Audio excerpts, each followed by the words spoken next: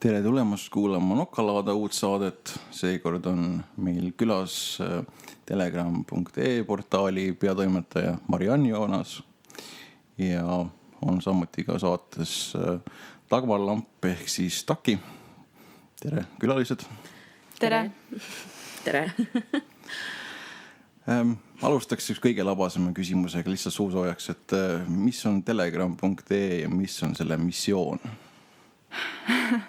Telegram.ee on uudisteportaal, mille missioon on panna inimesi mõtlema ja aru saama, et tegelikult ühte ainsat tõde ei ole olemas. Mina tahan kohe küsida, et miks Telegram on ühe M-iga? Sellepärast, et kunagi, kui me selle välja mõtlesime, siis mõtlesime, et äkki mingi hetk võiks laieneda Soome, Leetu-Lätisse. Ikkagi perspektiiviga. Jah. Ometigi on ta .ee. Jaa, aga selles suhtes, et eks need teised riigid saaks pärast panna mingi teise lõpuga või midagi. Okay. Ja kuidas see siis nagu häiriks? Siis oleks telegram.lv näiteks. Läti puhul. Mis on see, mida Telegram teeb, mida Eesti meedia ei tee? Selles mõttes, et ma saan aru, et seal oli selline pikk ja põhjalik mõtlemine tegelikult taga, et miks teha Telegrami, miks mitte täita sama funktsiooni näiteks mõnes olemasolevas meedia väljaandes. Et ma küsin seda sellepärast ja see on mõnes mõttes minu agenda ka, et miks ma siin kutsusin täna siia, et põhjus, miks meie teeme siin vabakanalit on sellepärast, et teha saateid teemadel, mida ei suuda Eesti meedia teha, vähemalt mitte samal tasemel. No jah, Telegram ongi täpselt sellel samal põhjusel tehtud, et lihtsalt nagu endal ei olnud kuskilt lugeda neid uudiseid, mis mind tegelikult huvitavad. Ja mis need on siis? Alternatiiv sellele, näiteks, et kui Inglise peaminister seal võtab sõna, et lähme sinna Malisse ja ikka seal on mingid pahad ja meie viime neile demokraatiat, et siis nagu anda seda mingit teist vaatenurka, et mille pärast sinna, et mis võib see teine põhjus olla, mille pärast sinna minnakse. See on vajalik asi. See ei ole võtta minu sükene nišš, et mul on võib-olla natuke teistsugune nišš olnud, kus mina tunnen neid asju, kus ma tunnen ennast koduselt, et sükene välispoliitika, see Mali teema, see ei ole see olnud, mis on minul olnud hingelähedane, ma ei ole seal näinud väga palju probleeme. Et mõnes mõttes on, äripäeva kohta räägitakse äriringkondades niimoodi, et kui nad kirjutavad mingist valdkonnast, mida sa ise tunned, sa saad aru, et nad ei taba seda ära, nad ei saa aru sellest. Aga kui nad kirjutavad mingisugust valdkonnast, mida sa ei tunne, siis tundub hästi targana see jutt. See on ajakirjanikuks olemise suur trikk, mis sa pead nagu selgeks saama, kui sa hakkad ajakirjanik olema, et kirjutada inimestele asjadest, millest sa ise ka ei tea niimoodi, et teised aru saaksid, mis tähendab seda, et sa võid käia ja küsida hästi palju lolle küsimusi, sellepärast, et mina näiteks teen seda kogu aeg. Aga selles mõttes asjatundmatus tuleb muidugi alati kohe välja. Aga ei saa, ajakirjanik on inimene, ta ei saa ka olla igas asjas ekspert.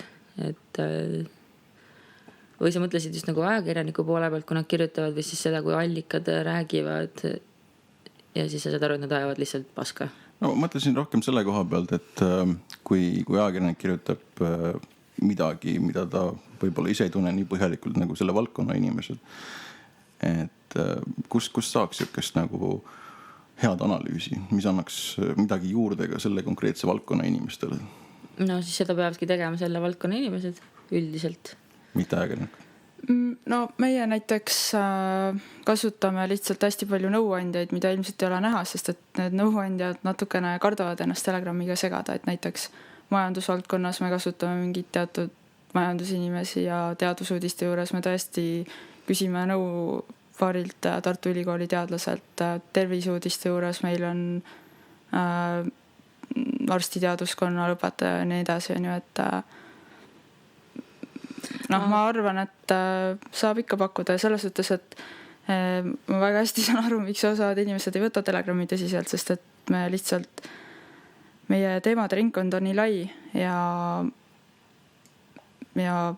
inimesed nagu kui neil on seal mingi asi, mis neile ei meeldi, siis noh, see on hästi loomulik, siis neile automaatselt kõik teised teemad on ka kohe, et seal on plokk ees. Aga mina tahtsin teada, kuidas sa selleni jõudsid, et ma natuke vaatasin su tausta ja meil on selles mõttes hästi sarnane taust, et kui sina oled Elu24 töötanud, siis mina olen töötanud näiteks Õhtulehes kunagi ja et kuidas, ja selles mõttes mina tulin ka Õhtulehest ära, sest et õudselt väsitas ära kogu see meelelahutus ajakirjandus siis, et kus sa pead helistama inimestele rumalate küsimustega selleks, et saada ühte väikest nuppu.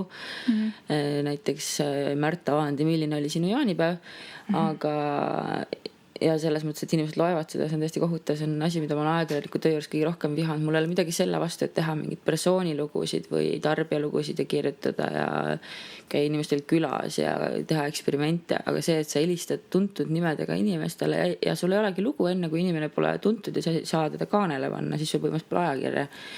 Et see oli õudselt väsitav. Mina nagu tahtsingi teada, kuidas sa selleni jõudsid, et ma mõistan seda väsimust ja seda, et tahaks nagu midagi muuta, aga see, et kohe nii suurelt ette võtta see, et teemegi nüüd uue ja teeme alternatiivse, et see ei saanud ilmselt lihtne olla kogu see protsess, toimetuse kokkupanemine. No mind on tegelikult alati väiksest peale huvitanud nagu hoopis teised asjad ja see, kuidas ma sattusin Elu24 oli tänu sellele, et ma enne seda töötasin Justis 3 aastat ja sinna ma läksin siis, et sellepärast, et algselt see oli nagu mingi puhas välismaa meelelahutus.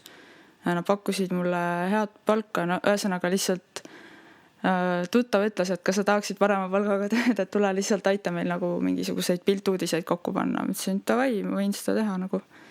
Ja siis just lihtsalt muutus ja see tegelikult andis mulle väga suure toimetaja töökogemuse, sest ma olin seal põhimõtteliselt tegevtoimetaja ja vastutasin nagu terve selle ajakirja kokkupanemise eest, et ma lihtsalt sain selle toimetuse töökogemuse ja kontaktid ja kõik sellised asjad. Ja Elu24 ma läksin sellepärast, et Anut kutsuti sinna, et ütles, et tema ilma minuta ei lähe, kas ma tuleksin ka. Ja kuna ma just otsisin tööd, ma ütlesin, davai, ma tulen. Aga kuna seal mul otseselt nagu, seal ma konkreetselt pidingi tegelema nende lugude tegemisega, on ju, mis mind ennast üldse ei huvita, et see ei saanud nagu väga kaua kesta. Kuigi mulle meeldis selles suhtes Postimees tööandjana, et iseenesest seal oli väga palju vabadust, aga jah, kui teemad ei huvita, siis ei saa ju seda tööd teha. Ja kuidas siis jõudsid sa, kas sa tulid enne töölt ära ja siis hakkasid vaatama, mida edasi või siis hakkasid enne ajama Telegrammi asja ja siis tulid töölt ära, kui hakkas tunduma, et Elu24 ma tulin ära juba 2008 vist. Ja pärast seda ma üldse tegelesin mingite täiesti oma asjadega. Vahepeal oli see ulmefilm oli ka, kus oli vist üks tegijaid. Jah, no siis tulin Elu24 ära, siis tegelesin aasta aega mingite täiesti oma asjadega. Tegime ühe plaadifirma ja tegelesime veits muusika asjadega.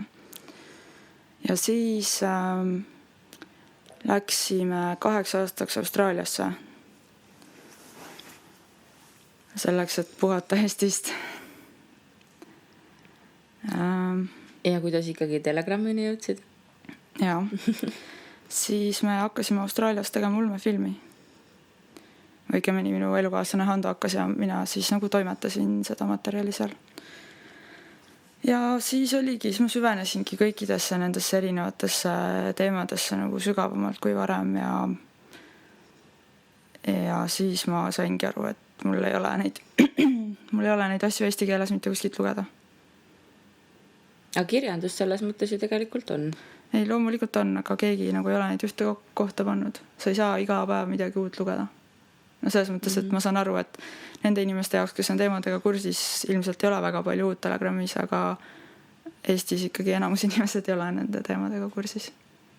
Või siis nad saavad sealt midagi uut pidevalt, on ju. Et pigem see areng oli nagu loomulik, et see ei olnud niimoodi, et sa vaatasid, milline turunišš on täitmata ja siis... Ei, see ei olnud üldse see.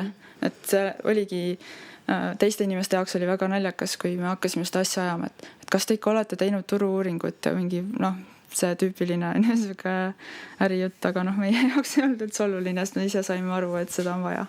Aga kui raske on Eestis alustada uut ajakirjandusväljaannet?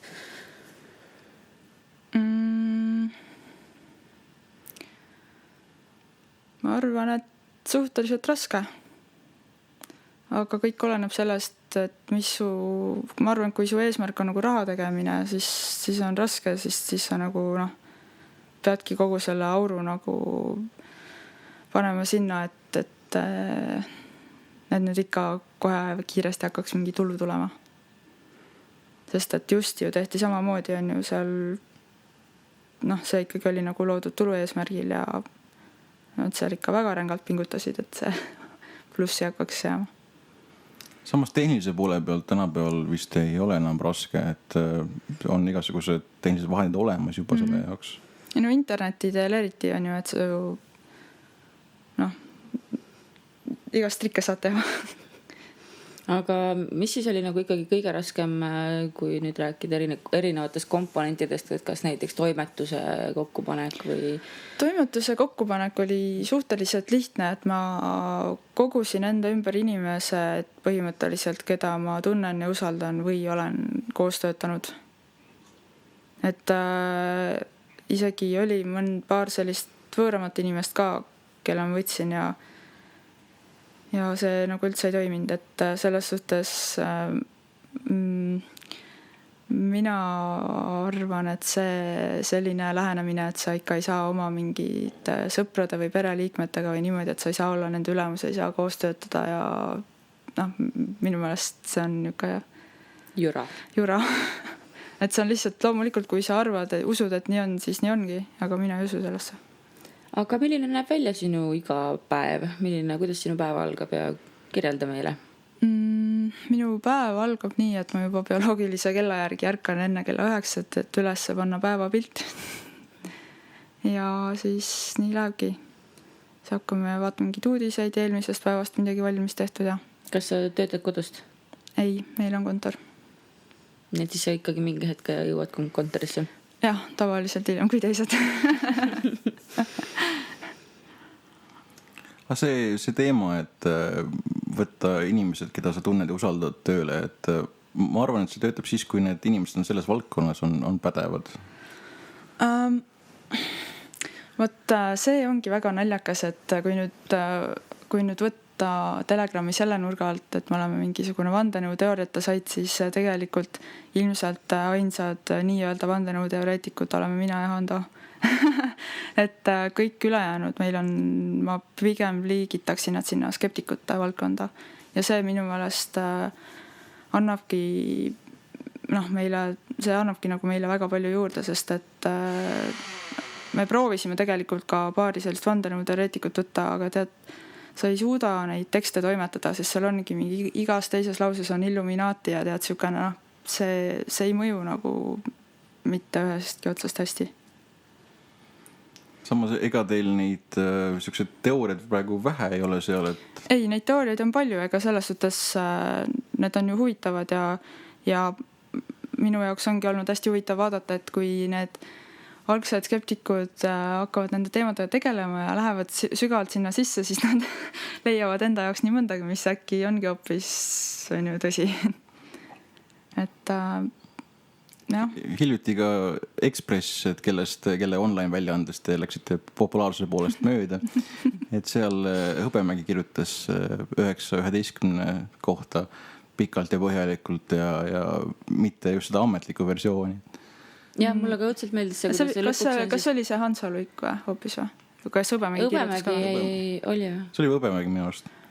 Ma tean, et Hansaluik kirjutas sellel samal nädalal, kui nad panid meid gigantide heitlusesse, siis oli hästi pikk Hansaluigi artikkel 9/11. Siis oli ka see sama, jah, eelmine nädal oli. Ja see oli hästi põhjalik. Jah. üllatavalt, mõnes mõttes oli see inspireeritud sellest NSA skandaalist ka. Ja oli küll, ta oligi sealt takkas, aga tegelikult terves artikkel lahkas 9/11. Jah, ja mulle nagu meeldis see, et ikkagi polegi vist olnud nii väga küsitud neid küsimusi peavoolumeedias, et see on nagu väga kena, et lõpuks ometi. Ma natuke arvan, et me oleme selles süüdi, et nad seda tegid.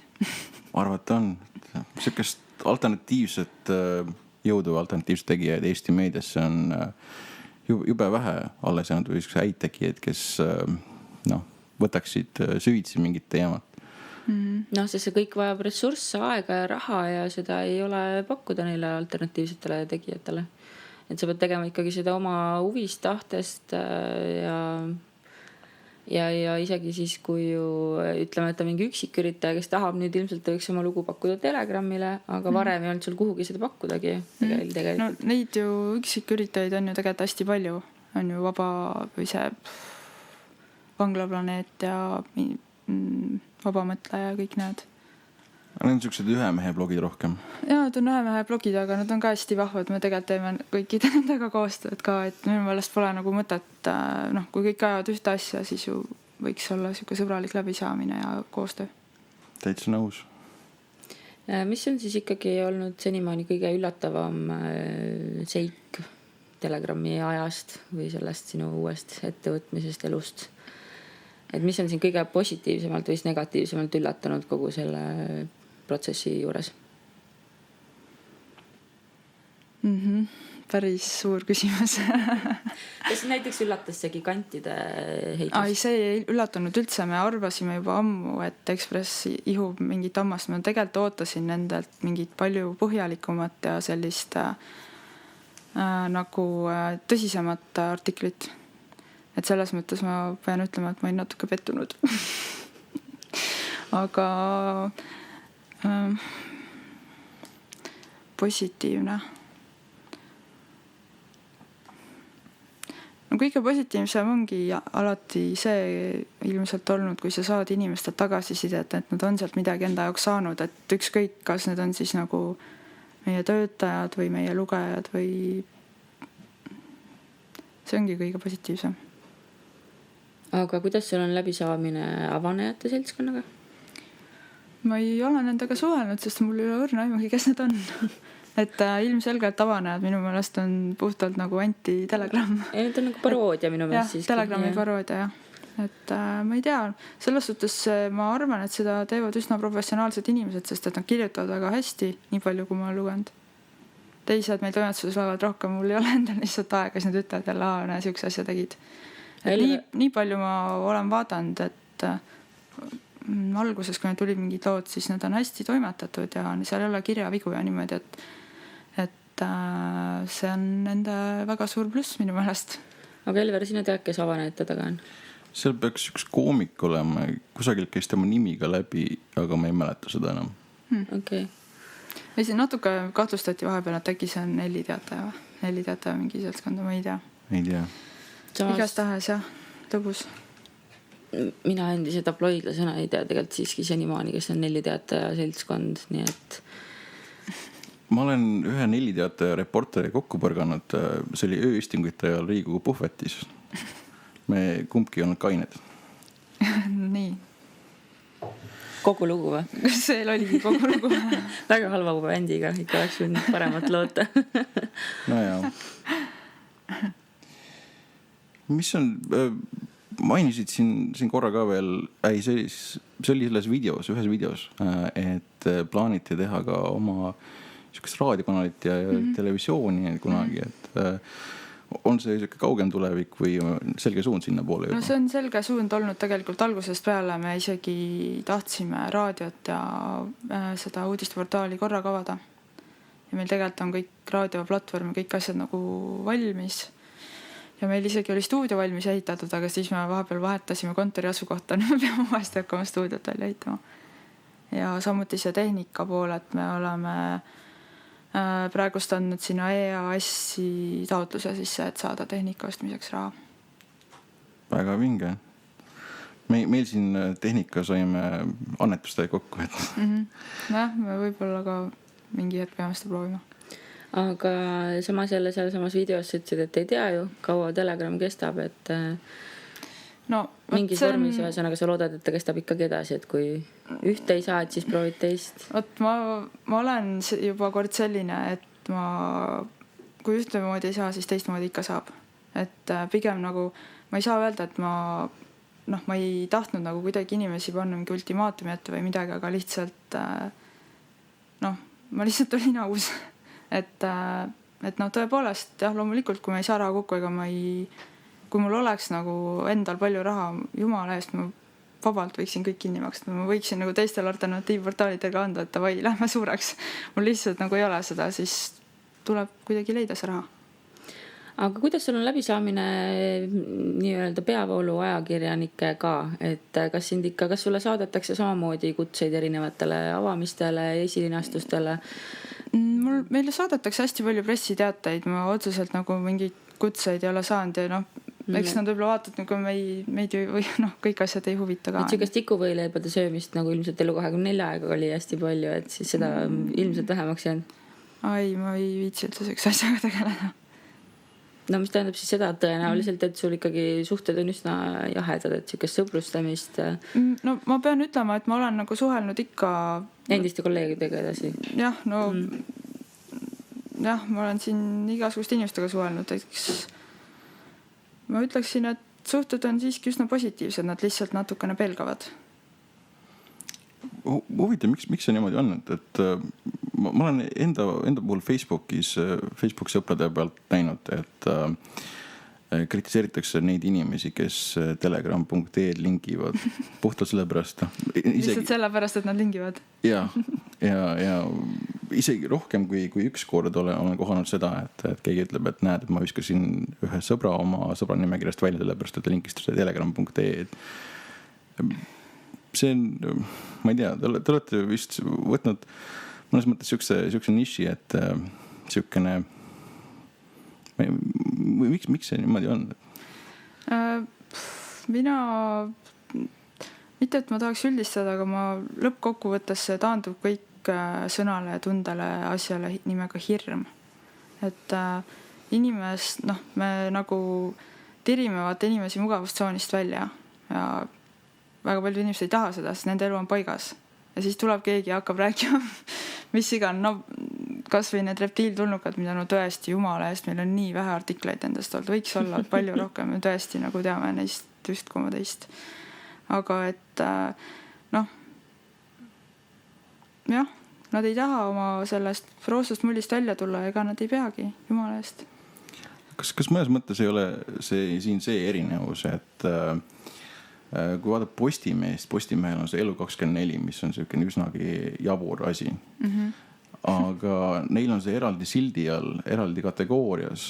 Kui teil oleks analoogselt, oleks need reptiilid oleks mingisuguse eraldi kategooria. Reptiloid 24. Nad on, selles suhtes jah, meile on palju öeldud, et kui te nüüd selle teema välja jätaksite, siis te oleksite palju tõsiselt võetavamad ja tolle teema ja nii edasi, aga ausalt öeldes kõikide nende teemade kohta on öeldud ja kui ma kõik need teemad välja viskaksin, siis ei oleks Telegrami. Et absoluutselt iga teema kohta on kellelgi ütlemist. Kuigi ma pean ütlema jah, et reptiiltulnukate ja keemiapilvede kohta ilmselt on kõige rohkem. Samas äkki peaks välja viskama, et äkki oleks lihtsalt kasu, kui panna eraldi sildi alla, et nagu Elu24 keegi ja Postimees.ee-ga segami. Ei, meie jaoks on kõik need teemad ühtviisi tähtsad ja ma ei leia, et ma peaks nüüd mingi teema panema mingi teise sildi alla, et näe, okei, et neid sa ei pea uskuma. Sa ei pea ühtegi asja uskuma. Minu jaoks nagu, kui sa teed Postimehe esilehe lahti, need uudised on sama jaburad kui Elu24. Minu jaoks ei ole mingit vahet. Aga kuidas sinul üldse tekkis huvi selliste teemade vastu, et kust sai alguse? Mina näiteks mäletan väga hästi, see oli vist 2007, ehk siis mis on 3-6 aastat tagasi, kui ma lugesin David Icke'i Ajasilmust ja see oli minu jaoks nagu nii uus ja nii veider ja kõik see, et issand. Juba see, et see David Icke ise on siuke väga veider kuju minu meelest, et kuidas ta lihtsalt ongi mingi jalkavend nagu ja siis teeb elus kannapöörde või lihtsalt vigastus oli ja siis hakkab järsku jah.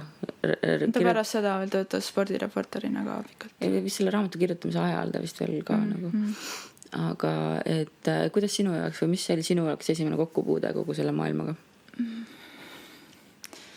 Ma ei oska isegi, ma ei ole seda enda jaoks päris täpselt välja mõelnud, et kõik sellised mingid vaimsed teemad, ma olen nagu alati, ma lugesin väiksena tohutult palju raamatuid ja sellepärast minu jaoks nagu ei ole otseselt olemas sellist asja nagu reaalsus ja mingi mittereaalsus, et iga asi võib olla mingil tasandil reaalne. Vandenõud kindlasti hakkasid tänu 9/11-ile ikkagi pihta ja ma esimest korda puutusin selle kokku 2004. Ja jah, reptiiltulnukad tulid muidugi tänu David Icke'ile. See oli 2010 või 2011.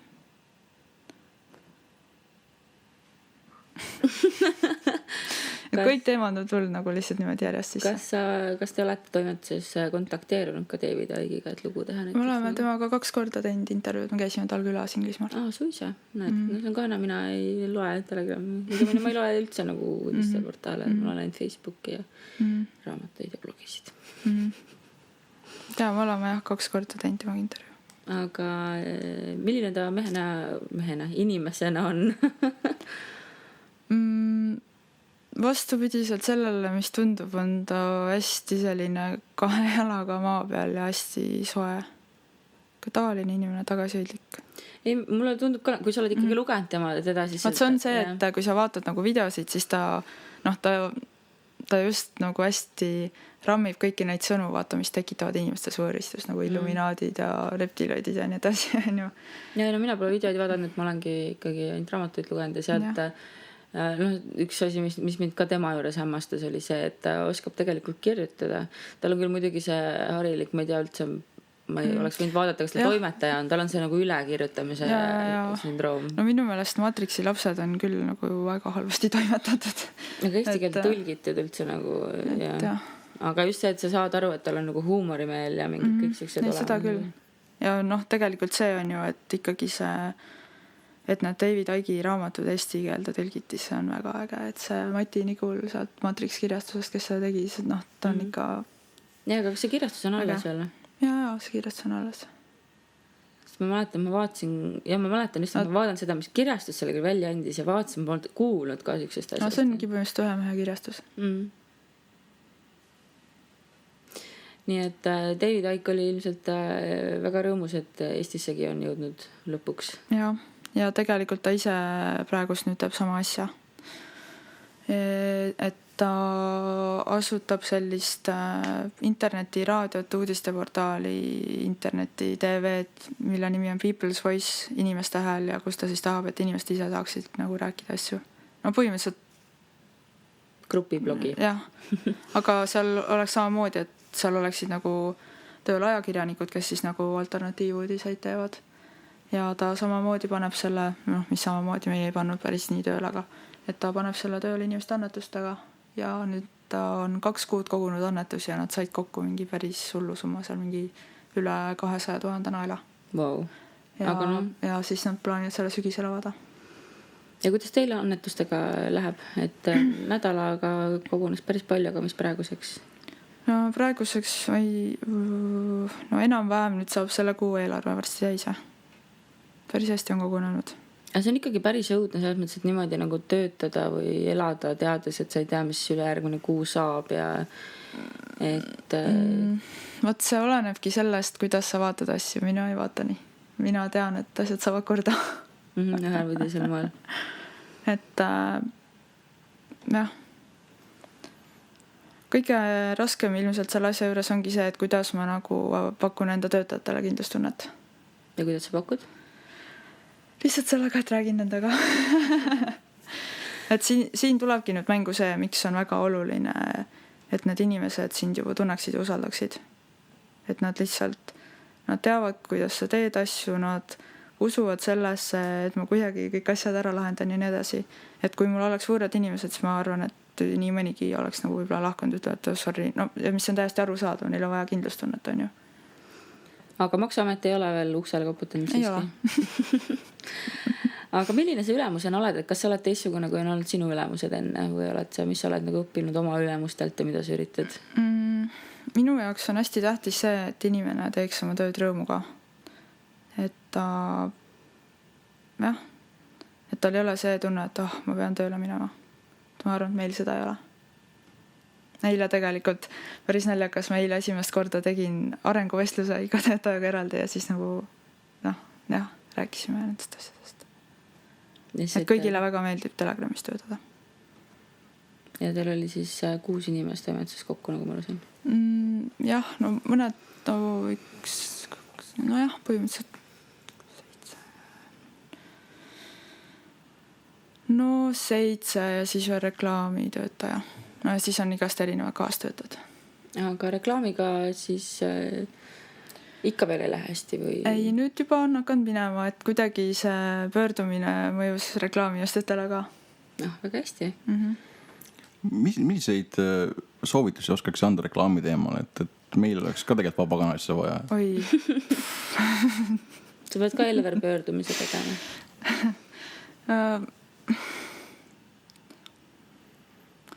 Või ei tea, järjepidevust on vaja lihtsalt. Et isegi kui tundub, et ei saa, siis suvi on selles mõttes kehv aeg, on ju, et enamus ju meediaagentuurid puhkavad ja keegi ei viitsi vaata tegeleda sellega. No see on ikkagi, minu ma olen aru saanud, sa pead ise hakkama otsima. Ega keegi ei tule uksele koputama. Ja loomulikult, miks mitte koguda ka raha panna mingi. Praegust ma vaatangi, et teised on saanud nagu meilt julgustust. Ma ei tea, kas te olete vaatanud see hinge maailmaleht on ka pannud oma esilehele mingi arvenumbri, saadke raha, Et tegelikult ju välismaal kõik alternatiivmeediakanalid töötavad annetuste peal.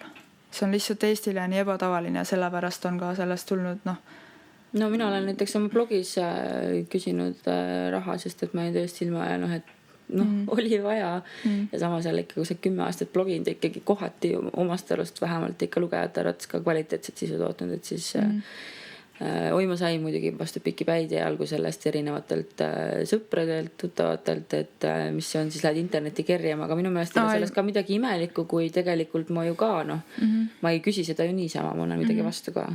Ei, mul selles suhtes sõbrad on olnud toetavad, et ma ei nagu oma perelt ja sõbradelt küll ei ole saanud mingit sellist aia ja miks sa nii teed. Nad ka juba pigem nagu usaldavad minu vastu.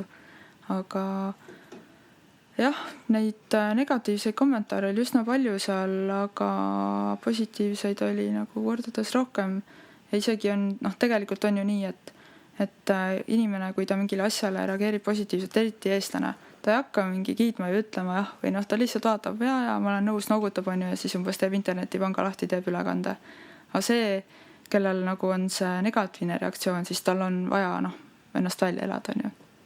Siis nemad seal räägivad. Ei, internetis üldse, internetis kirjutamisega, internetis elamise olemisega on see, et sa ei saa niikuinii kõigile, see on üldse elus ka, sa ei saa kõigile meeldida, aga elus ei tule sulle iga suvaline tänaval ütlema ka, kui nõme ja halb sa oled. Ja negatiivne kommentaar iseenesest ju tegelikult on positiivne, see tähendab seda, et see mõjub, et inimene hakkab võib-olla mõtlema mingi asja peale. Isegi kui ta seda blokeerib, siis äkki talle jääb kuskile siia kukla taha, mõtleb, et äkki ikka, näiteks 9/11 minu jaoks on küll siuke teema, et ma arvan, et enamus inimesed ikkagi Aga mis sa ise usud, mis siis tegelikult juhtus? Ma ei tea. Selles mõttes ametlikku teooriat ma ei usu. Mis seal tegelikult juhtus? See on tõesti teema, mida ma olen kõige rohkem uurinud. Ma tõesti nagu mingi 2 aastat uurisin kõik erinevad variandid läbi ja ma ütlen, ma ei tea. Vaata ulmefilmi. Ja ma olen ka ulmefilmi natuke vaadanud, aga siis on... Et selles mõttes näiteks seal viimastes osas on ju tuleb sisse see, et see võis täitsa vabalt olla on ju üldse, et seal kasutati vaba energiat, mitte kõiki neid muid asju, mida vandenõuteoreetikud tavaliselt räägivad. Ja seda on ka uurinud 2 doktorit on ju, kes... Üks raamat meil on isegi toimetuses ka, et need on tõesti väga huvitavad ja nad väga hästi tõestavad ära, et miks just seda tehti kindlasti vaba energiaga on ju, et neid teooriaid on nii palju ja ma ei tea teda. Mis asi on vaba energia? vaba energia on hästi lai mõiste tegelikult, et see kõik mingis mõttes hakkab Nikola Teslast meie jaoks on ju et meie teadusmaailmas. See on energia, mis on kõikjal meie ümber ja mida me ei oska kasutada. Okay, see on tasuta meie ümber. Kas mõnes mõttes nende vandenõuteooriatega ei ole seda probleemi, et seal võib tõesti niimoodi olla, et ametlik versioon on vale ja väga paljud asjade puhul ilmselt niimoodi on, et kas on tegu mingi riigisaladusega, mingisuguse muu probleemiga, mille pärast ei saa rääkida, aga see selleks. Et äkki need vandenõuteooriad on ka ette söödetud, et veel mitte näha seda tegelikult tõde või? Ma mõtlen selles mõttes, et kas nagu vandenõuteooriatega ei ole seda ohtu, et need teoreetikud natuke lähevad üle niisuguse mõistlikkuse piiri, et nad toovad niisugused hüpoteesid, mida ei ole võimalik kontrollida kuidagi või siis... Loomulikult on selliseid vandenõuteoreetikuid väga palju ju. Ja väga palju on ka selliseid nii-öelda vandenõuteoreetikud, kes meelega mõtlevadki niisuguseid lolle asju välja, et äkki keegi hakkab kinni ja sellistest asjadest hakatakse kinni, on ju.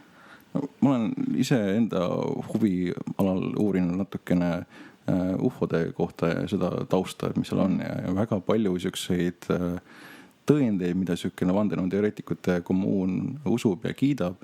Kui natuke süveneda selles teemasse, uurida, kus need tulid ja värgid, et siis enamasti on tegu mingi võltsinguga või väljamõeldisega. UFO teema on jah hästi huvitav, et seda ma olen ka jälle päris palju uurinud, et tõesti seal on väga palju võltsinguid, aga samas on ju ka väga palju igasuguseid ametlikke dokumente, mis on ju ka seal, kas FBI lehel vist oli see FBI Vault on ju. Ja nad just tegid avalikuks ju. Jah, et seal on igast asju tehtud avalikuks, teisest küljest jälle ma ei tea, see UFO teema on niivõrd põnev, et ma ei saa nagu kindlalt väita, et siin mingisugused laevad endavad, sest need võivad üldse olla hologrammid on ju ja seda üldse tehakse selleks, et jälle mingid muud asja varjata. See ongi see, et mis külje alt, mis vandenõuteooriaid sa vaatad. Et ma tõesti, minu jaoks ei ole olemas mingid tõdesid, mind lihtsalt huvitavad kõik need asjad ja minu meelest on nagu põnev mõelda nende asjade peale. Mina küsiks viimase küsimusest, mina pean lennuki peale ära minema, teie ilmselt siin saate veel nokkalaat edasi pidada. Et mis on sinu jaoks kõige suurem küsimus, kõige olulisem küsimus, millele sa vastust tahaks saada või milline ajaloosündmus, kuhu sa tahaks minna ajas tagasi ja vaadata, mis siis tegelikult juhtus, et mis on see sinu jaoks kõige, ma saan aru siis lisaks sellele 9 ja 11-le?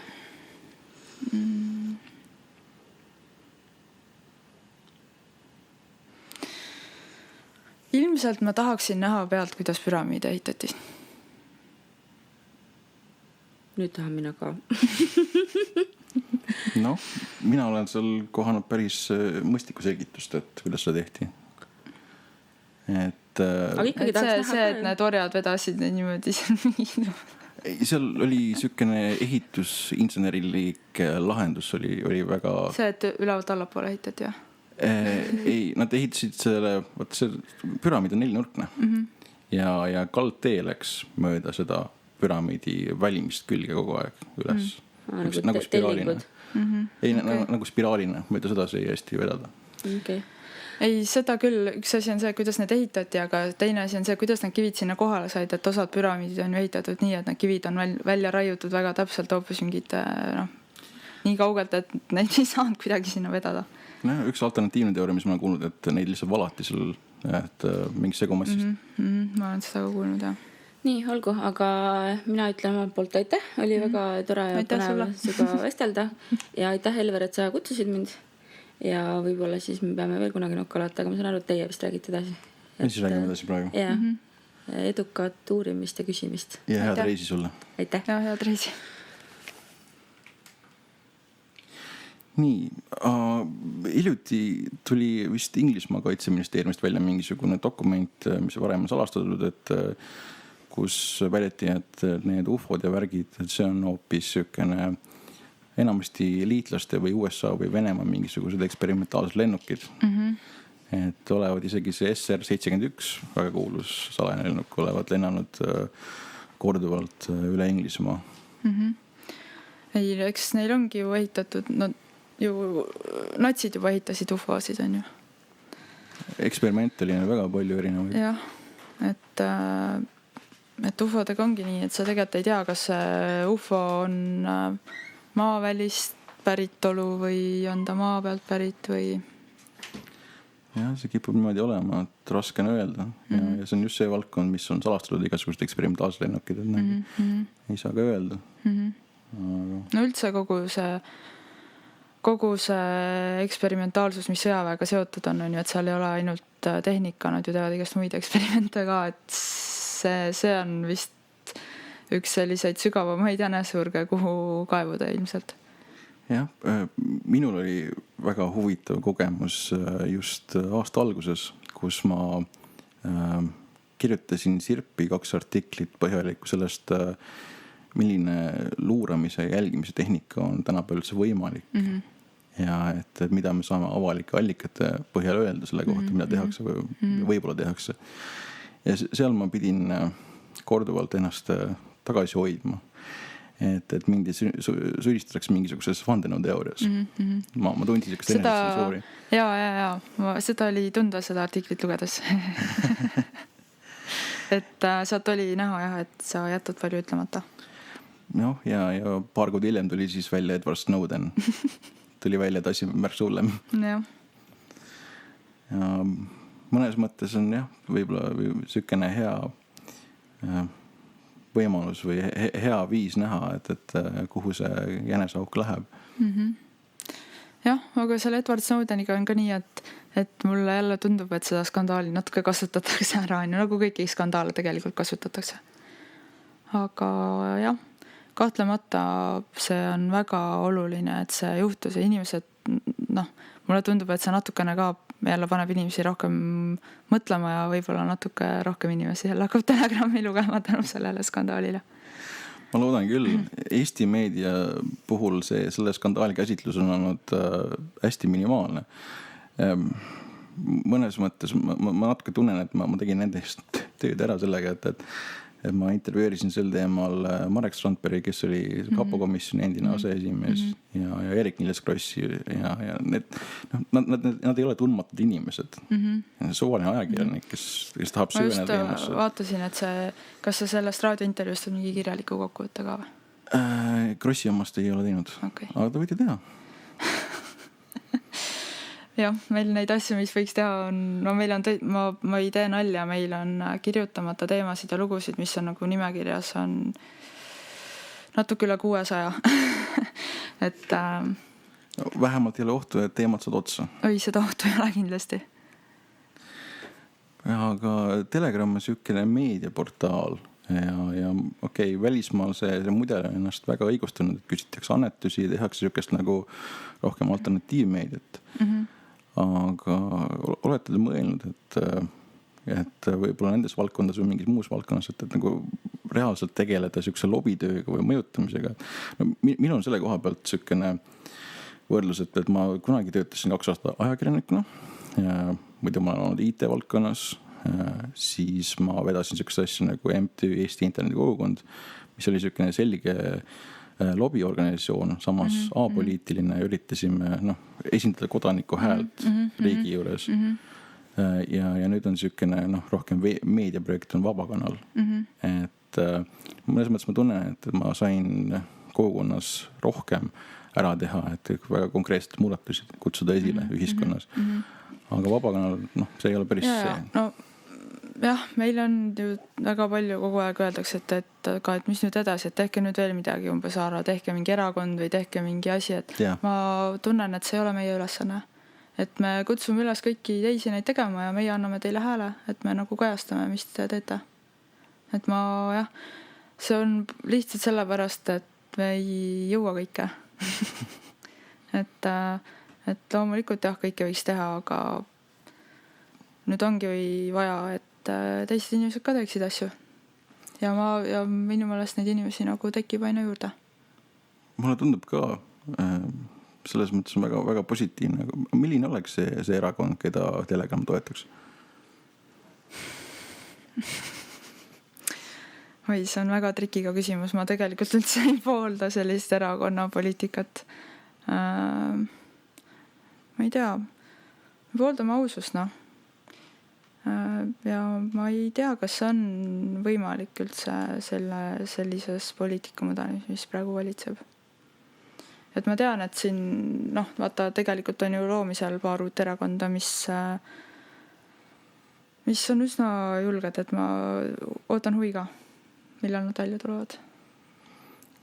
Noh, minul on natukene kogemusi selles vallas, et kuna ma olin siin kogukonnas, olin tegev, siis need kohalike omavalitsuste valimiste eel paljud valimisliidude erakonnad on kossas käinud nii-öelda ja esimene asi, mida sa kuulad tihtipeale nende suust, on selline poliittehnoloogiline jutt, et milliste nippidega nad kavatsevad saada valituks. Et küll tehakse sellisest tüüpilist kilomeetrist nimekirja, kus igal ühel nende perekond hääletab nende poolt ja siis nad saavad hääled kokku ja siis esimesed 10 pääsevad volikokku.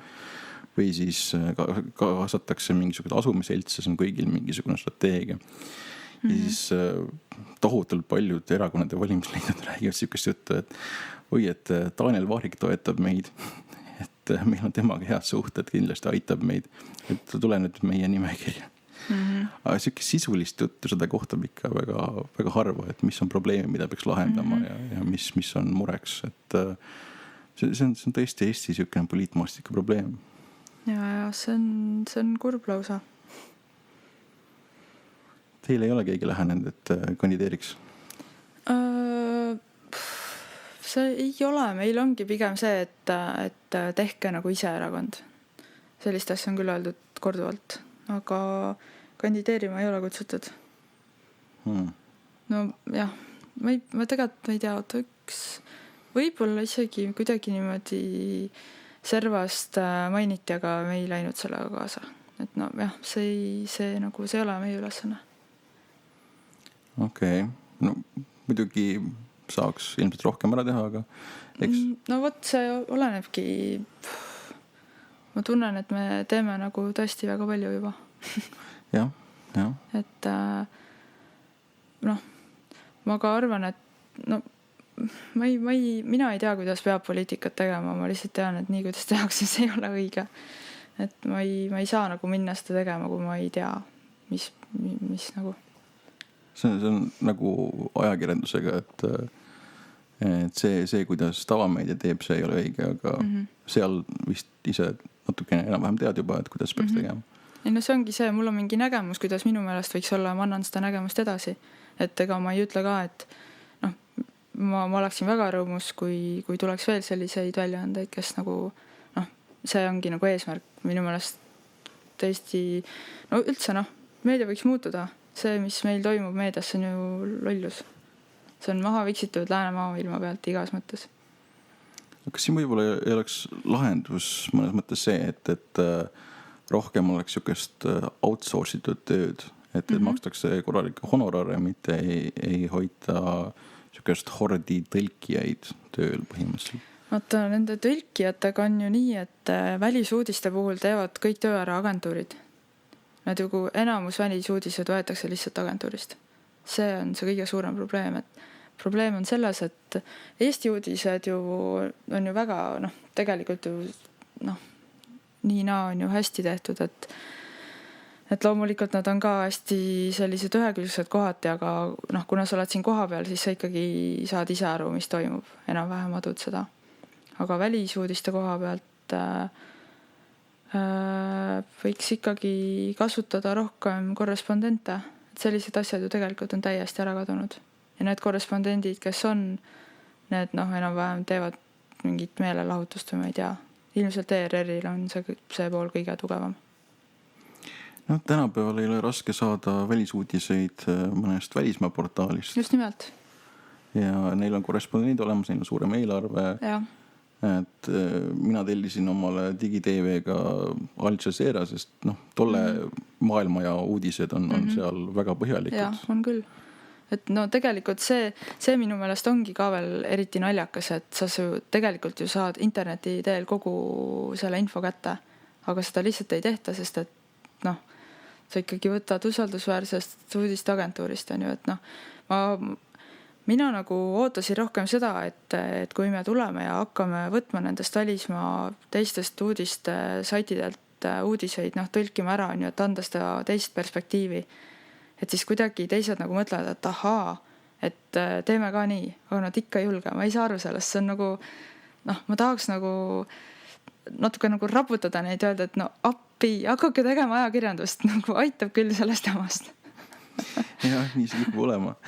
Minul endal on, kui ma vaatan mingisuguseid välisuudiseid, et siukene foorum on nagu Reddit ja seal on tohutult palju kasutajaid, see on üks populaarsemaid saite internetis, aga tal on väga palju alamfoorumeid, kus on vähem kasutajaid, aga samas kvaliteet on väga kõrge. Ja seal tihtipeale kommentaaridest saab tohutult palju infot kätte, mida sa ühestki artiklist ei saa. On inimesed, kes on seal koha peal, näiteks Egiptuses või kusagil mujal, kus parajasti mingi jama on. Et nemad kommenteerivad oma elu, oma enda vaate koha pealt. Jaa, et näiteks selle sama Türgiga oli ka üldse Facebookis on hästi lahe, see grupp on World Riots 24H või mis neil oli seal hästi naljakas.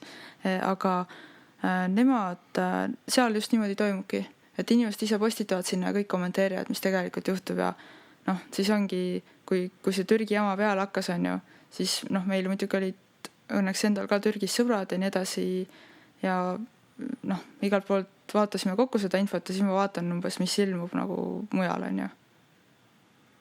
Ja siis ma mõtlen, et kuidas on võimalik, et me kõik nagu istume selle ühe sama interneti taga ja nemad ei näe või nad ei taha näha või noh, see on kurb, see on väga kurb. Nii see on. No, mõned portaalid ilmselt ERR on üks eesrindlikumaid. Nad teevad üsna kvaliteetset kraami. Jah. No neil ongi see, nad kasutavad korrespondente. Jah, aga samas need toimetajad ja toimetajad on ka head ja nad otsivad nagu tõesti ka mujalt seda uudist, on ju, mitte, noh, nemad ongi ilmselt just selleks ka, et silma paista teistest on ju, neil ei ole mõtet võtta uudiseid lihtsalt BNS-ist või AFP-st, nagu teevad Postimees ja Delfionis, nad lihtsalt dubleeriksid. Selle, kui Marek Strandbergiga tehtud intervjuu, siis kogukonna veebilehel avaldasime täismahus ja teie avaldasite täismahus ja samuti ERR avaldas täismahus selle oma esilehel, esiuudisena isegi. Ja siis ma saatsin selle lingi, saatsin ühele Postimehe toimetajale, kelle nimi jääb mainimata siin. Siis tema saatis mulle ühe sõna vastuseks, tore. Ta ei pannud üles kuhugi, ei olnud mingit nupukest või mitte midagi. Ja. Nii on. Samas minu jaoks oli küll väga huvitavaid ja olulisi aspekte selle loo juures. Jah, no vot siin ongi enne veel, kui Telegram tuli, siis see oli eelmine aasta ilmus Ekspressis üks huvitav intervjuu mingisuguse, see oli pärast seda Silvergate'i. Oli intervjuu ühe endise Reformierakondlasega, kes ütles, et jah, tõesti ongi sellised rahastamised seal ja siis ta hakkas seal muid asju ka paljastama. Sa ilmselt tead seda artiklit, on ju? No põhimõtteliselt ta rääkis seal sellest, kuidas Savisaar enda koha linnavalitsuses välja kauplas, et ta põhimõtteliselt nagu blackmailis teisi, no et jah, seal no ma arvan, see üllatuseda ei.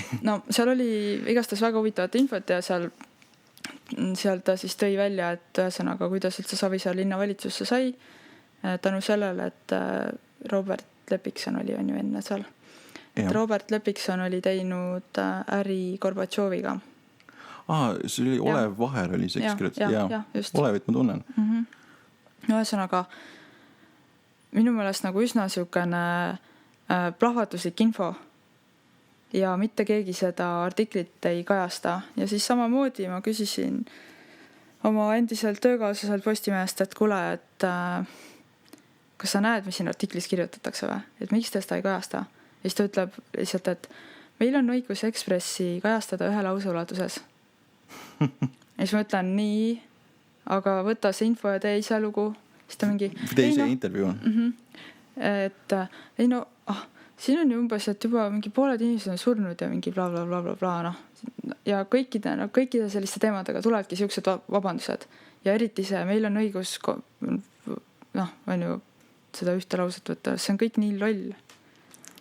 No, see konkreetne autor Olev, et tema hiljuti kirjutas ka Reformierakonna alguspäevadest Õhtulehes artikli ja parajasti sel ajal käisin Brüsselis.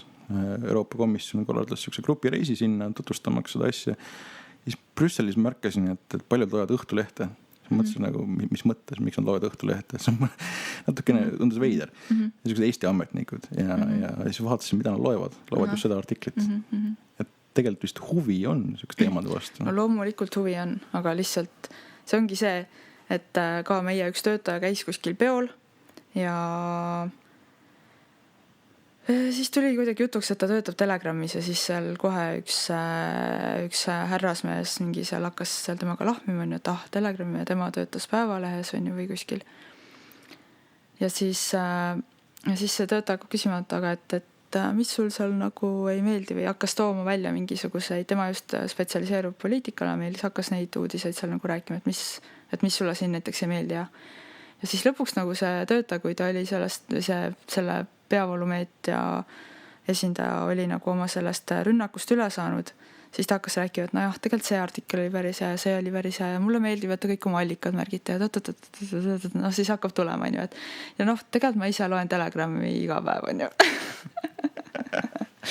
et siin ongi pigem nagu jälle tuleb mängu see hirm nagu, et keegi sul Facebookis sind ära blokib, kui sa jagad Telegrami artiklit ja nii edasi, on ju. Et mul on päris palju ka selliseid sõpru, kes veel ei ole Telegrami fännid Facebookis just nimelt sellepärast, et nad ei taha, et teised sõbrad bla bla bla bla bla. Ja, seda ma olen täheldanud küll paljude inimeste puhul. No, ma ei saa öelda, et ma igapäevaselt loeksin Telegrami, aga kui miskit ilmub Facebooki ja pealkirjad on huvitav, eks ma siis ikka loen. Samas võib-olla siuke legitiimsuse küsimus on vist selle taga, et teil ei ole siukest suure ärimees seal taga erinevalt teistest meediaväljaannetest. Jah, no selles suhtes, et meil on nagu olnud neid inimesi, kes on meid rahaliselt aidanud. Aga jah, nende inimestega on ka konkreetselt kokkulepe, et sa võid raha anda ainult sellisel juhul, kui sa sul ei ole sõnaõigust. See on positiivne muidugi. Kas Eesti meedias võib olla see probleem, et toimetajad ei ole kvaliteetsed? Okay, miks ma seda niimoodi küsin? Mul on väga konkreetne kogemus, oli 2011 lõpp, detsember ja oli see akta teema, ta ei olnud veel meediasse jõudnud. Samas Karmen teadis, tegeles sellega, meie Eesti internetikogukond teadis, tegeles sellega.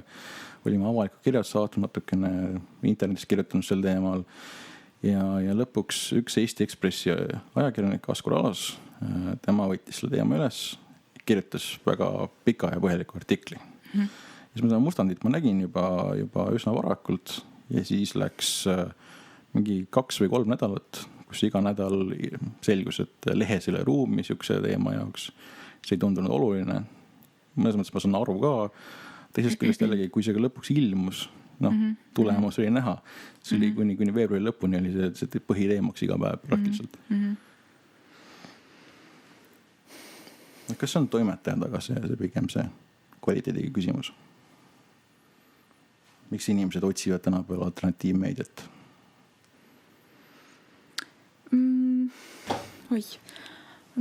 Võt ma ei julge päris niimoodi, nagu ma ei julge seda päris kinnitada küll, sellepärast, et toimetajast ka alati on nagu mingi inimene kõrgemal, on ju. Et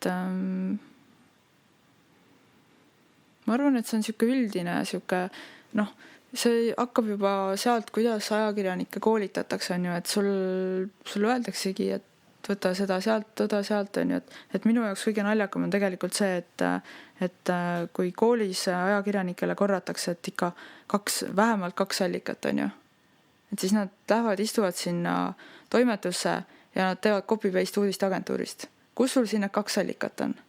No, mul ei mahu see pähe. Ei olegi. Et ma arvan, et see pigem on kogu see ajakirjandussüsteem on nagu natukene vale. Oli siin mõni aeg tagasi oli ka üks eksperiment, oli mitu aastat tagasi juba, kus saadeti mingisuguse fiktiivse ühingu nimel välja pressiteade, kus väideti, et valiti aastasõnaks mingisugune täiesti välja mõeldud sõna oli, või see mälupulga asemel oli mingi mälk või mülk või mingi pülk või midagi, pülk oli vist. Pülk, jah. Ja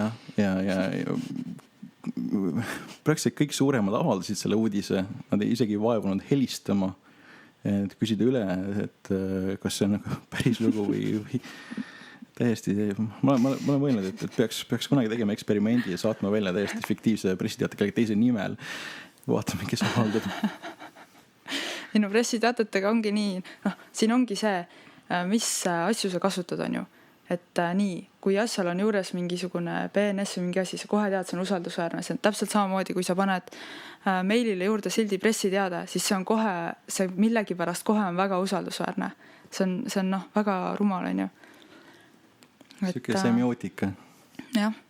Üldse see, kuidas nagu, mulle meeldis see, et kuidas ühe korra Elu24 avaldas kogemata avanejate artikli, mis läks täiesti suureks. Ma ei tea, kas sa panid tähele, see oli see, et üks tähtkuju juurde, see oli mega naljakas, et selles suhtes ma tõesti nagu tahaksin aplodeerida avanejatele, et see oli super, see oli täiesti super. Ja teiseks ma tahaksin aplodeerida sellele Elu24 ajakirjanikule, kes selle sealt üles korjas. Oi, aga alles paar päeva tagasi oli Postimehe arvamusportaalis oli mingisuguse majanduspublitsisti, see oli selline väga huvitav tiitel, tema põhjalik artikkel selles, kuidas Eestis peaks legaliseerima prostitutsiooni. Probleem on selles, et Eestis on prostitutsioon legaalne. Ma ei tea, kui Postimehe, see jõuab isegi toimetaja juurest läbi ja korrektori juurest ilmselt läbi ka, ja keegi ei pane tähele. Kuule, me legaliseerime siin asja, mis on juba legaalne. Jah, nii on nende asjaga. No selles suhtes ma ei saa nagu siin tümitada teisi, on ju, et eks meil endal ka kindlasti tuleb vigu sisse, aga me tõesti nagu väga näeme vaeva, et kontrollida kõiki fakte, isegi kui need on inimeste jaoks uskumatud, siis vähemalt me kontrollime seda, et mis allikas see on ja nii edasi, on ju. Et päris nii jah ikka ei saa, et lihtsalt sellepärast, et keegi ütleb, et on majandusteadlane või et see on pressiteade, et see ei tähenda automaatselt seda, et see on usaldusväärne. Ja see ei tähenda isegi mitte, mis usaldusväärne, mitte usaldusväärne, see ei tähenda, et see on tõde. Jah, mul oli siin selline väike teooria, et kui tahad Eestis poliitikuna midagi maha vaikides, kõige lihtsam viis on, et ära avalda pressiteadet sel teemal. Siis on väga suur tõenäosus, et keegi ei kirjuta sellest mitte midagi. Jah, nii on jah. Aga kuidas seda muuta, et mis on see teie meetod või kuidas te tahaksite seda viia? Eks me seda püüamegi nii lihtsalt teha, et me teeme asju omamoodi ja kui inimene märkab, et see on parem kui mujal, siis kui neid inimesi tekib piisavalt palju, siis nad hakkavad seda nõudma ka peavoolult. Et tegelikult ma tõesti nagu olen saanud kirju ülikooli töötajatelt, et nad loevad nagu Telegrami, on ju. Et neid huvitab see rohkem kui tavameedia ja kõige naljaga on see, et pärast seda ühte videot, mis ma tegin, siis mulle kirjutas üks Postimehe töötaja, ütles, et talle meeldib Telegram rohkem kui Postimehes. Et see oli väga naljakas. Jah, Postimehes siin hiljuti üks nende toimetaja läks ära ERR-i üldse, nii et ega see algas kaadrivoolavus on täiesti olemas. Ja. Ma märkasin seda ka, mul oli hästi hea meel. Hea toimetaja. Äkki juhtub hoopis niimoodi, et ühel hetkel Telegram ongi mainstream ja siis ülejäänud lihtsalt vajuvad ära, läheb pankrotti? No kui päris aus olla, siis see on meie pikemas perspektiivis eesmärk. Võite isegi, et see ei pea olema Telegram, aga eesmärk ongi see, et peaks muutuma need asjad. Kuidagi kvaliteetsemaks. Jah. Ja avatumaks ja julgemaks ja oma peaga mõtlevamaks, kui nii saab öelda. Okei, eesmärgina see on tore, aga ma küsin ühe sellise natuke teravama küsimuse, et kuna teil portaalis on sellise natukene vandenõuteooriaid, et kas on võimalik, et ühel hetkel, kui te tegelete mingisuguse sellise tõsise ajakirjandusega, analüüsite mingisugust skandaali, teete intervjuusid osapooltega, et äkki keegi tuleb välja, mingi skandaali osapool tuleb välja mingisuguse jutuga, et see on vandenõu, olid seal Illuminaati reptiilid, muud teemad olid juures ja siis teie avaldate selle tõe pähe, et kas no see on niisugune argument mingisugusele kõrgemale võimule võib-olla, et kas see läheks teie uuriva ajakirjanike juures läbi? No meile nagu meeldib hästi avaldada erinevate inimeste arvamusi, on ju, et ma ütlen päris tõsiselt, sa ei saa võtta mitte ühtegi artiklit Telegrammis tõena, aga täpselt samamoodi sa ei saa võtta mitte ühtegi muud asja tõena. Sellepärast, et see tõde ei tule väljaspoolt, see tuleb sinu enda seest ja sa saadki enda jaoks selle tõe, kui sa vaatadki kõiki erinevaid vaatenurki ja vaatad, mis sinu jaoks on see tõde. Et kindlasti paljudes asjades ongi olemas mingisugune absoluutne tõde, aga paljudes asjades ei ole. Et selles mõttes, kui sa kardad, või kui sa küsid, et kas me ei karda, et me astume ämbrisse, et ei karda. Samas, kui minna niisuguse relativismi kategooriasse, et iga asi võib olla tõde või see ühtegi tõde ei ole, et kas natuke...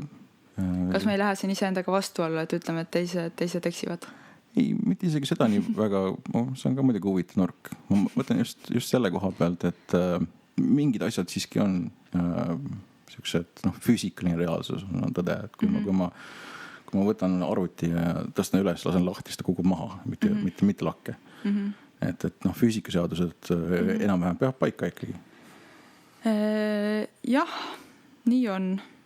Aga samas minu jaoks teadus on hästi piiratud. Et ma ei ütle absoluutselt, et need asjad, mis teadus tõestavad, need on valed, need ongi õiged. Aga see on nii väike osa sellest, mis me saame teaduslikult tõestada. Et tegelikult näiteks mul ei tule meelde selle inimese nimi. Ühesõnaga mitmed teadlased on öelnud seda, et iga asja saab teaduslikult tõestada alles siis, kui selle jaoks on valmis loodud mingid eeldused, et sa saad seda teaduslikult tõestada. Ja nii ongi. Et ma ei leia, et kui mingit asja veel ei ole teaduslikult tõestatud, et siis seda ei ole olemas. Seda kindlasti, et kui see ei vastaks tõele, siis teadus ei areneks ka. Teadus areneb sinna suunda, et kus ta ei ole veel avastanud kõike. Ja. Aga samas... Natuke minu jaoks teadus püsib praegu ühe koha peal. Et hästi, On muidugi valdkonnad, kus ta väga kiiresti liigub edasi. Jah, oleneb valdkonnast. Aga mõningaid asju saab ju kontrollida, et kui keegi väidab, et oskab mõtteid lugeda, siis me saame teha katse, kus on mingi statistika tuleb välja, siis me saame vaadata, kas see erineb juhuslikkusest ja niimoodi see teadus areneb. Jah, saab. Aga see on ju tõestatudki, mingi vene teadlane tõestas, et inimene saab oma mõtetega muuta asju. Läbi kätetöö ja muud asjade? Ei, läbi mõtte. Vaata, see on see sama, et nagu see veekristallide teema on ju. Oled kuulnud sellest? Veekristallidest ma olen kuulnud, samas seal on selle asemest on pareidoolia. Et kui sa ise tead, millist emotsiooni sa otsid kristallidest, siis sa otsid selle kristalli oma mikroskoobiga puhtalt juba alateadlikult, et mis vastab sellele emotsioonile sinu arvates. Ei jah, eks see ongi jälle see, et kuidas keegi midagi vaatab, et igaüks saabki jälle sellest asjast mingi oma vaatenurga leida, on ju. Et ma ei tea, võtame siis mingisuguse natuke abstraktsema teaduse, näiteks reinkarnatsioon on ju, et mis tundub religioon juba rohkem. Võt, siin ongi see mõndade jaoks on religioon, aga samas on olemas teadlasi, kes on seda uurinud. Et me sellest kirjutasime ka just äsja Mul ei ole kahjuks just mingeid märkmeid kaasas, ma ei teadnud, mis teemadest ma üldse räägin, et üks psühholoog uuris 30 aastat reinkarnatsiooni ja tal oli, ta uuris üle 3000 juhtumi, kus lapsed mäletavad eelmiseid elusid ja oli ka selliseid eelmiseid elusid, et selle inimese pereliikmed veel olid elus ja see laps viiakse täiesti teisele poole maakera inimeste juurde, keda ta ei tunne ja ta teab neid nimepidi, ta hakkab rääkima lugusid oma eelmise elu lapsepõlvest. Et kuidas sa tõestad seda teaduslikult? Mul on väga hea meel, et teadlased uurivad seda asja. Selles mõttes, et kindlasti peaks uurima, kui on mingid väiteid sellised, siis loomulikult võib uurida. Ja neid asju uuritakse ja minu meelest see on ka väga tore. Siis oleme selles mõttes ühes meelel. Samas selliste katsete puhul mind väga huvitab see metodoloogia, et kui palju lapsele ennem ette räägiti või kas ta võis kusagil lugeda selle kohta? Kõik need uuringud on tegelikult avalikud, neid saab lugeda. Jah, tihtipeale on nende uuringute puhul see probleem, et metodoloogiat ei ole, et ma olen ise lugenud psühholoogia valdkonnas selliseid uuringuid ja tihtipeale seal on tehtud see asi uuringu küsimustiku põhjal. Ja seda küsimustikku ennast... See konkreetne inimene tegeles kõikide nende inimestega eraldi ja lähenes igale asjal nagu erinevalt. Positiivne. Tihtipeale on see probleem, et kuidagi selle katse käigus on inimest kallutatud. Eriti kui uuritakse mingi psühholoogilist näetusi. Ma toon siis ühe teise näite. Tal oli seal üks naine, kes, ma ei mäleta, kas tal oli mingisugune trauma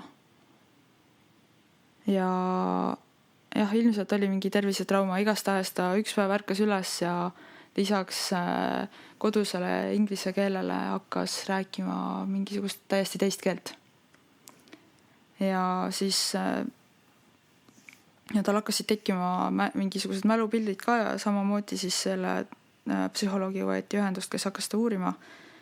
Ja nad tõid sinna igasuguseid erinevaid tõlke, et aru saada, mis keel see on ja lõpuks tuli välja, et see oli mingisugune 400 aastat vana Norra murrak. Ja siis hakatigi uurima, et mis mõttes naine ärkab üles, hakkab järsku rääkima mingisugust enam mitte eksisteerivat norra keelt. Ja siis naine viidi Norrasse ajaloomuuseumi ja hakati tegema teste nagu, et näidati erinevaid asju, mis see on. Ja siis oligi, et vanemaid asju ta oskas nimetada norra keeles ja mis olid nagu uuemad kui 400 aastat, siis neid ta enam ei osanud nimetada, ta ei teadnud, mis need on. Et ta rääkis vana norra keelt, sellist asjad juhtuvad. Seda konkreetset juhtumit ma ei tea. Samas paljude sükeste juhtumite puhul, kus ma olen kohanud mingit sellist huvitavat juttu, mis läheb täiesti väljapoole igasugust arusaama reaalsusest, mida ma tunnen. Et kui ma olen süvenenud sellesse, kus see tuleb, et mis on see allikas, et siis tihtipeale ma jõuan mingisuguse algallikani, mis on mingisugune portaal, kus on see lugu kirjas, keda kõik on tsiteerinud ja seal ei ole algallikat. Ei, loomulikult selliseid asju on väga palju, aga selle konkreetse inimese uurimusi saab nagu lugeda, on ju. Nad ei ole kuskil blogis. Ma mõtlen, kus seda lugeda saab, kas see on kusagil meditsiiniajakirjas või? Neid on avaldatud meditsiiniajakirjades ja neid sellest tema enda uurimuskeskuses saab neid käia lugemas. Me muidugi ise ei ole seal käinud, aga me lihtsalt selle vahendusel oleme natuke uurinud seda. Okei. Et see on hästi põnev teema, ma soovitan seda, ma võin sulle pärast saata lingi, kuidas sa leiad üles. See on telegram.ee on kirjas kusagil? Ja kui sa otsid reinkarnatsiooniga, me otseselt sellest teadlasest ei kirjutanud, me kirjutasime lihtsalt ühe teise loo juurde, et otsige veel selle teadlase kohta ise, on ju. Et jah, ilmselt kui sa paned sisse reinkarnatsioon, siis kas teine või kolmas lugu. Okei. Palju teil üldse lugusid on praegu seal? Me praegust teeme nii, et nädala sees on päevas 15 lugu ja nädalavahetusel on 8-10. Päevas? Jah. Päris palju? On küll.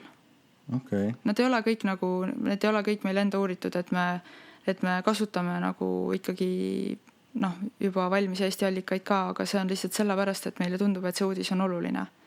Siis me tõstame selle esile. Et me küll alguses mõtlesime teha rohkem ja me alguses tegimegi, aga siis ma vaatasin, et seal tegelikult ei ole vahet, et kui inimene läheb sinna Postimehest, tal on tohutu valik, ta võib sealt ükskõik mida lugeda, aga ta tegelikult lõpuks ei loe midagi, on ju. Või noh, ta ei süvene, et me pigem nagu, kui me juba tahame, et inimesed rohkem mõtleksid, siis me pakume ka neile võimaluse selleks, et nad ei pea seal mingi ulpima, ujuma, otsima, vaid me annamegi kätte selle, mis me arvame, et praegusel hetkel on kõige olulisem. Samas, kui on 15 lugu päevas, et kui selline norm on ette antud, mitu lugu peab olema, nagu ajalehtede me ei pea sellest nii rangelt kinni. Et ei ole nii, et kui nüüd oi, üks lugu jääb pool puudu, et siis paneme mingi suvalise sinna, et me päris nii ei tee. Just jah, see kvantiteet ja kvaliteet. Ei, et seda me ei tea. Meil on isegi olnud täitsa mingi nüüd suvel süka päeva, kus on 13 või. Suve ka, inimesed puhkavad. Jah. Okay. No see on lihtsalt süka, natuke on ikka hea seada eesmärk, on ju, et päris nii ei saa, et oi, et kui üldse ei paneks mingisugust eesmärki, siis olekski nii, et oi, oleme väsinud, siis vaatame õhtuks, et oi, 5 lugu ainult ilmus, et see nagu, et pigem nagu, meil on hästi palju materjali ja see ongi see, et me kirjutame. Teemast jätkub. Teemast jätkub. Meil on siin Babakanalis on sama asi, et teemasid on väga palju, mida tahaks kajastada. Et sellised nurgad, mille alt ei ole Eesti meedia või isegi tihtipeale välismaa meedia lähenenud. Niisama niipea mingit põuda ei tohiks tulla. Lihtsalt ma pigem nagu kogu aeg vaatan, et veel tuleb nii palju teemasid juurde. Kuidas me kõigi nendeni jõuame? Samas oleks ju tore elada ühiskonnas, kus ei ise peaks tegema neid asju, keegi teine teeb ära. Jah, aga ei tee ju. Kahjuks küll. Et selles mõttes ma võtan seda nii, et selge, see siis on praegu minu missioon ja ma teen seda rõõmuga. Seda ei karda, et mõnes mõttes see on selline aspekt, mis on minul läbi elatud, et vedasin seda Eesti interneti kogukonda 2 aastat, üle 2 aasta ja ühel hetkel tundsin, et miks me seda üldse alustasin, sellepärast, et oli probleem, oli meie reformiga, vaatasin niimoodi saaks seda asja lahendada ja asja ma hakkasin vedama, kuna keegi teine ei teinud seda, see on alati tüüpiline motivatsioon, et oluline asi. Ja ühel hetkel avastasin, et nüüd ma ilmselt peangi jääma seda vedama, sest et kedagi teist ka ei tulnud esile, et kes võiks seda asja edasi vedada. Jäädki elu lõpuni. Ei, ilmselt ei jää elu lõpuni, aga ma veel ei mõtle selle peale. See ei ole oluline praegu. Kui töö meeldib, siis vast. Jah, et kui kunagi tuleb siuke mõte, et oi, ma ei viitsi enam, siis järelikult ma ei peagi seda enam tegema. Et ma nagu olen selle poolt, et inimesed peavad tegema seda, mis nad tahavad. Mõnes mõttes võib-olla tekib selline kohusetunne, et nii palju lugejaid on sinu peale loodavad, nii palju inimesi, kes on annetanud, tahavad, et sa teeksid edasi. Mul on selline hea omadus, et ma oskan enda tööks vajalikud oskused teistele edasi anda. Et ilmselt, kui mul tekib kunagi see hetk, kus ma ütlen, et ma enam ei viitsi, siis mul on olemas need inimesed, kes seda edasi teevad. Ja sul on muidugi see eelis, et sa saad neile palka maksta. Jah. Tihtipeale see ei ole võimalik MTÜ-des. Nojah, sellepärast me ei ole ka MTÜ. Siin ongi see, me ei ole MTÜ, ja üldse kogu see MTÜ OÜ teema, ma ei oska, ma ei leia, et ma peaks ennast kuidagi õigustama. Issand jumal, ärge vaadake neid silte. On teatud valdkonnad, kus on hea olla MTÜ, see annab natuke legitiimsust juurde. Ei, seda kindlasti, aga siin ongi see, et teiste jaoks jälle Telegram oleks palju usaldusväärsem, kui meil ei oleks on ju seda ja toda teemat, et jumala eest, võta sealt see, mis sulle meeldib, kui ei meeldi, jah. Täpselt. Siin tuleme tagasi nende siltide juurde, et kui ennast ise kategoriseerida kuidagi, et siis saab inimene öelda, et ma olen lojaalne sellele osale sellest portaalist, mitte teisele osale. Nii nagu meil on suur valik erinevad autosidega, aga neid autofirmade omanikke on tegelikult väga, väga vähe, kes kõik erinevad brände omavad või kas või üks, ma ei tea, sa oled kindlasti näinud kusagil internetis on skeem erinevatest tarbijabrändidest, mis on USA-s ja kellele nad alluvad kellele kuuluvad täpselt ja seal on mingi tõesti mingi 2-3 firmat on ja. Et valik on väga, väga, väga suur tegelikult on väga väike. Jaa. Hiljuti see 60 Minutes tegi põhjaliku uuriva loo sellest üks firma nimega Luxottica. Nemad teevad prille. Ja tuleb välja, et praktiliselt kogu maailma kõik prillibrändid ja prillipoed kuuluvad neile. Okei. Päris haige. See Luxottica juht tundus sükene täielik psühhopaat vähemalt intervjuu põhjal. Ja siis ta ise hindas, et jah, et umbes miljard inimest praegu kannavad meie prille. Jah. Eks neid inimesi saabki paljuski panna selle sildi psühhopaat alla, nii et see tegelikult no jah. Lõpuks tarbijal on see, et tal ei ole suurt valikut, ta maksab ikka roppu raha prillide ees, kuigi tegelikult tänapäeval võiks ju, tehnoloogia ei ole mingisugune raketiteadus. Loomulikult. Ja. Et see, kuidas vanasti tehti kvaliteetprille, kuidas praegu tehakse, siis see on ikka nagu päev ja tegelikult peaks kõik asjad olema palju odavamad. Ja tegelikult sa maksad ikka väga palju. Mul endal uusi pille vaja ja siis ma mõtlen, et kui peaks raha koguma selle jaoks. Ja. See on karm. Eriti Eesti palkatööres. Aga kuidas... Kuule, sina ajakirjanikuna, kõigil ajakirjanikel on mingisugune oma teooria, mis on ühiskonnas valesti. Miks on Eestis palgad nii väiksed? Ma ei tea. Keda me peaksime valima, et palgad läheks suuremaks?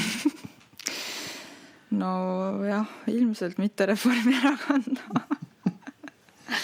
Ma ei tea, Kas on sellist erakonda olemas üldse veel?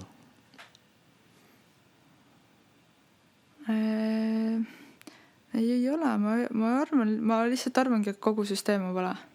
Siin ei ole mingit ühte vastust ja ma ei ole nagu nii arukas, et teada, mis see lahendus on.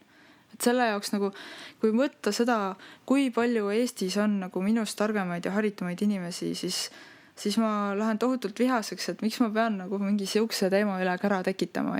Palun, meil on olemas inimesed, kes tegelikult ju teavad neid lahendusi, ma arvan. Miski pärast väga ei taha rääkida neil teemadel.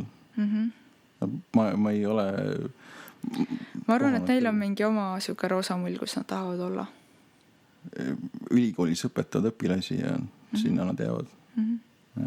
Ei panusta ühiskonda muud moodi.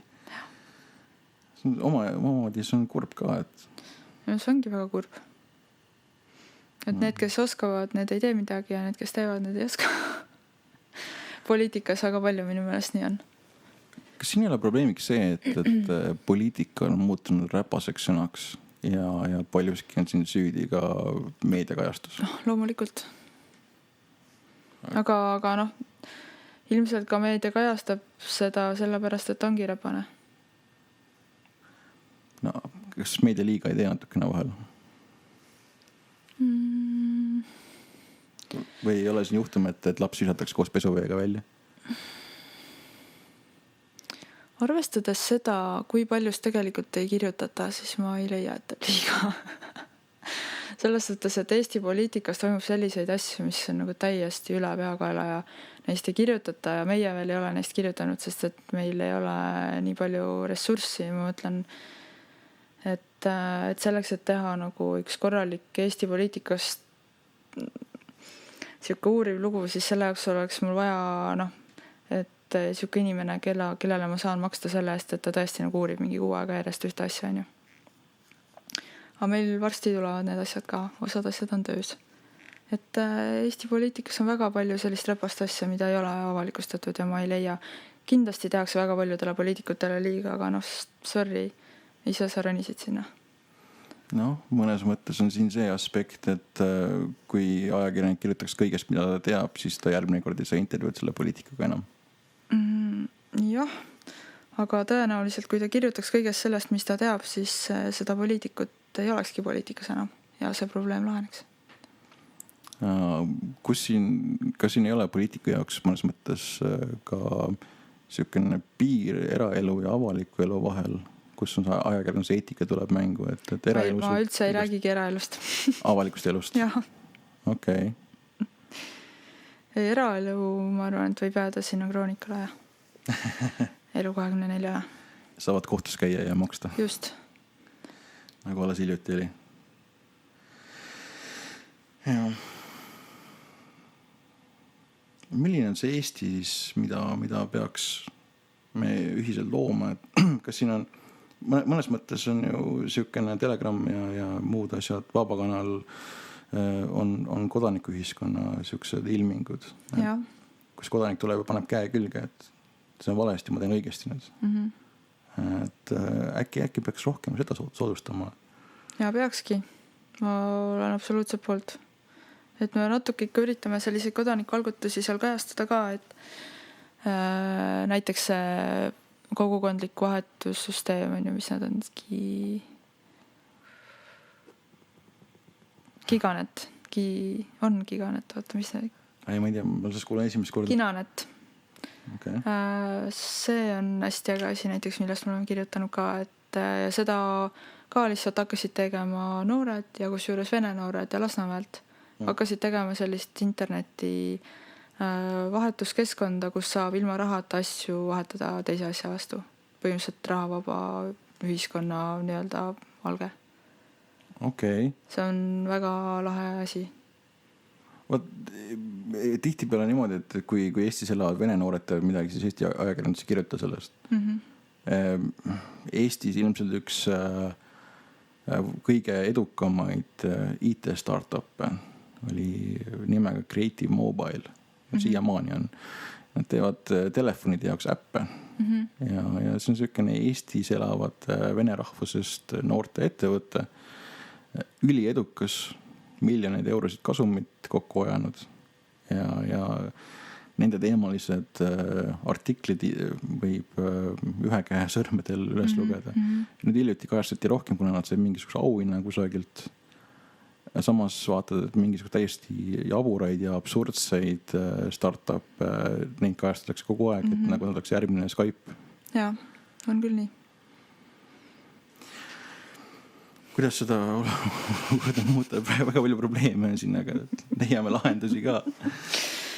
No jah, see venelaste eestlaste probleem on karm teema, see on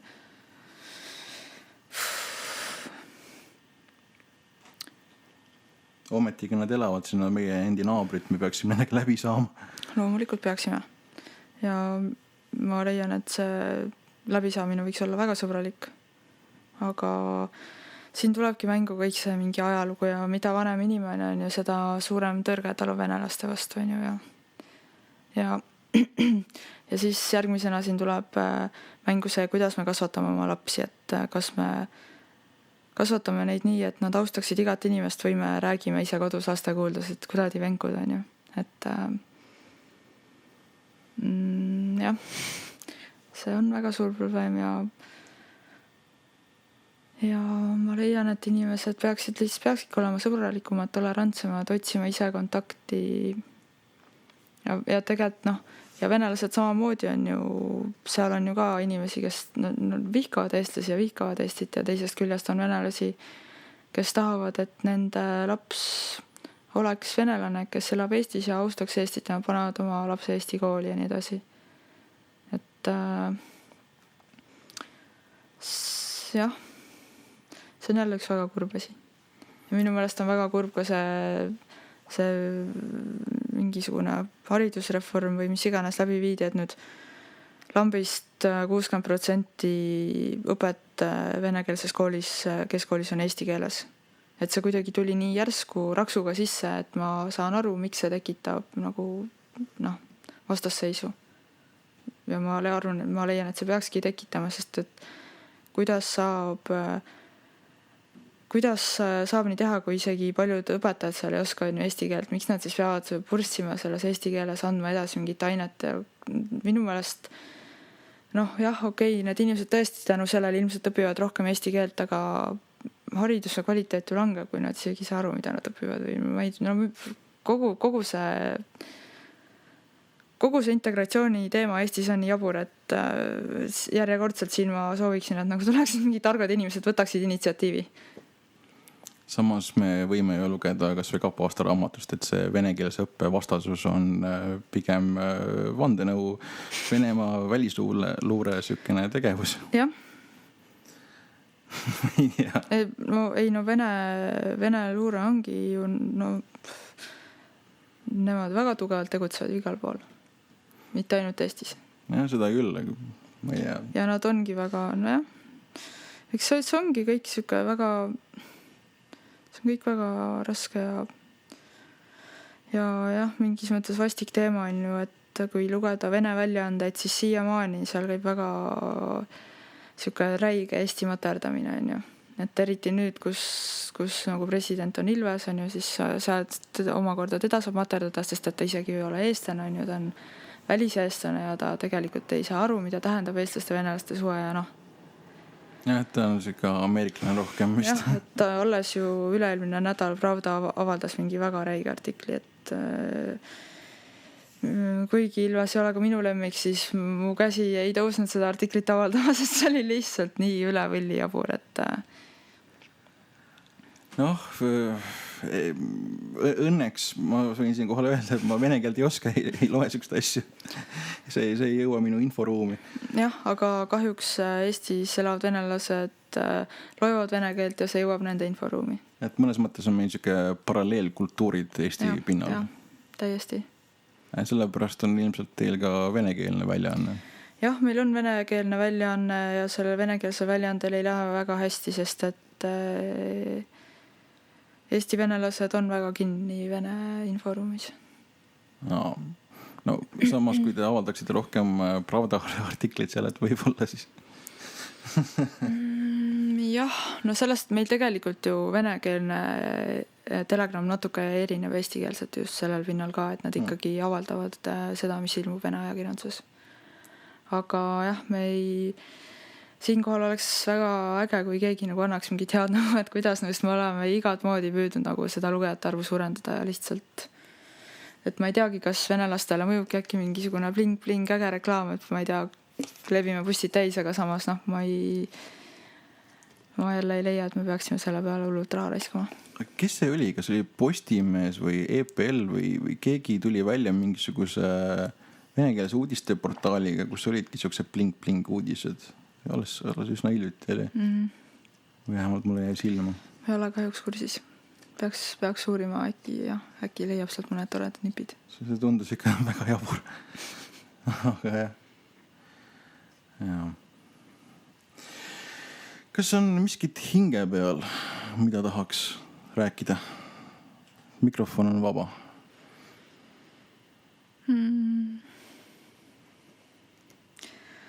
No ma tänu nendele videotele ma ilmselt olen üsna palju nagu välja öelnud, et põhiliselt mul ongi hinge peal see, et inimesed oleksid avatumad erinevatele ideedele, võimalustele maailmas. Et kastis istumine võib tunduda väga mugav, aga tegelikult, kui sa saad sealt välja, siis sa saad aru, et see ei olnud tegelikult nii tore. Ärge istuge kastis. Kuidas saab kastist välja? Loe Telegrammi ja kujuta ette, et äkki see on tõsi. Ja kindlasti peaks kuulama ka Vaba Kanalit. Kindlasti. Aga suur tänu tulemast. Ja aitäh kutsumast. Kuulmiseni.